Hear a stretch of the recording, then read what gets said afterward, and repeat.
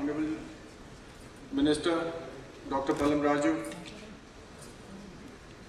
distinguished guests on the dais, off the dais, ladies and gentlemen. I am very pleased to be here with you, and especially with this August gathering, to honor the professionals involved in this noble cause of education. Education is mother of all innovations and all knowledge in the world. I congratulate and compliment all awardees present here.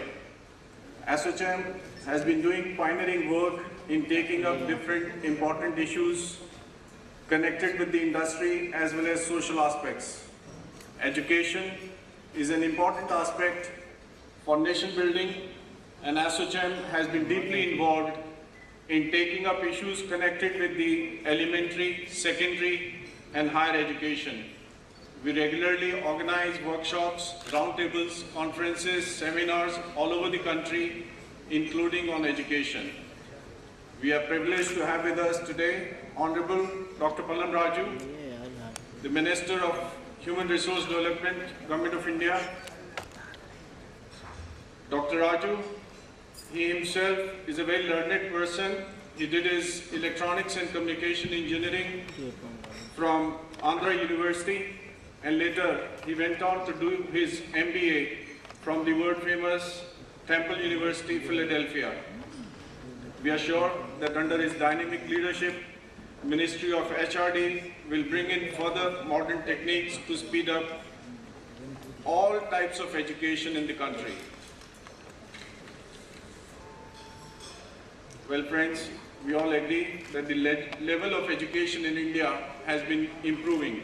Primary education is spreading to maximum number of people in the country, and Government of India is taking steps and measures to bring literacy level to 100% in the coming years.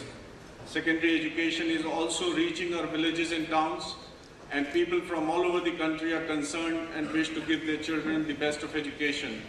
Higher education in India has also evolved in distinct and divergent schemes. India has been the largest center for higher education system in the world, with 15 million students enrolled in over 33,000 institutions. And we also have a paradox. We have the best of IITs and the best of IIMs known the world over, and we still have a lot of illiteracy in the country.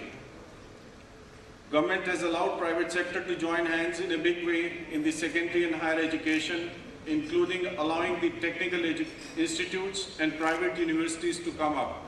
However, we are still lacking quality education, proper infrastructure, and most importantly, the well-qualified technicians. Just to give you a story, that last week, Mr. Vinay Rai had invited the president of MIT, and we had a program. The president of MIT had something very important for us to learn. He said MIT is today the world's best university, and they have produced up till now 79 Nobel laureates, and 7 Nobel laureates are presently the faculty in MIT. So what an institution. We have to look for what we can do to create some Nobel laureates, and then they still teach in our educational institutions. Government is making all efforts, however, there are no easy answers.